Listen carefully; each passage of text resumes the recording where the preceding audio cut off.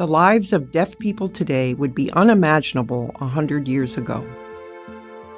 In those days, we had none of the technological advances that deaf people use now to work, go to school, and to participate in society. The story of Roberta Bobbi Cordano parallels the development of the powerful deaf community we know today and the growth of the disability movement overall. Born into a deaf family in Wisconsin, she was just 2 years old when American Sign Language was finally recognized as a language in the 1960s. Her father, Waldo, was a teacher, athletics director, and football coach at the Wisconsin School for the Deaf. Her mother, Jean, was the first deaf woman to be a chief medical technologist of a medical lab in a U.S. hospital. Bobbi is the middle of 3 sisters. Everyone in the family is deaf except for her younger sister. American Sign Language is her first language, but she's fluent in English as well, and she attended mainstream schools. When Cordano was just 13 years old, she watched her parents advocate for sign language interpreters for her older sister. Their struggle lit a fire in Bobbi, and she decided that her dream was to become a lawyer to fight against discrimination.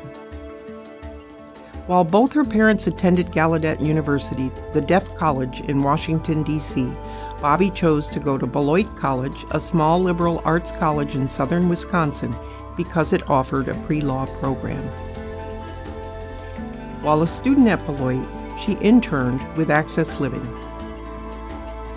While she was in law school, there was a revolt at Gallaudet University among deaf students who resisted efforts by the Board of Gallaudet to name yet another hearing person as president. The school had never had a deaf leader. Students protested and shut down the U.S. Capitol. They led a march on the Capitol supported by disability activists. After a week of protests in the national spotlight, known as Deaf President Now, the school named I. King Jordan as the first deaf president of Gallaudet. In 1990, at the University of Wisconsin-Madison, Cordano became the 17th deaf person in the United States to receive a law degree. Just a few months later, President George H.W. Bush signed the Americans with Disabilities Act into law.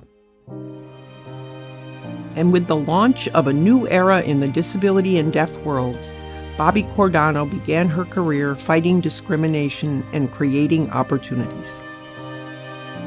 As a litigator, academic administrator, healthcare executive, and nonprofit leader, Cordano spent 25 years in Minnesota fighting for issues of equal access and opportunity. She's worked on issues ranging from homelessness to food access, to mental health services for refugees and immigrants, to supports for seniors and people with Alzheimer's. She has championed universal design principles at the University of Minnesota and created opportunities for deaf children to have bilingual education in both American Sign Language and English. In 2016, she became the 11th president of Gallaudet University, the first deaf woman to hold this position. Today, Gallaudet is an important center of deaf learning, pride, and community, consistently graduating students who become leaders all around the world. 100 years ago, we could not have imagined that deaf leadership could take us so far. Transformative leadership. That's why Access Living is proud to honor Dr. Bobbi Cordano with this year's Lead On Award.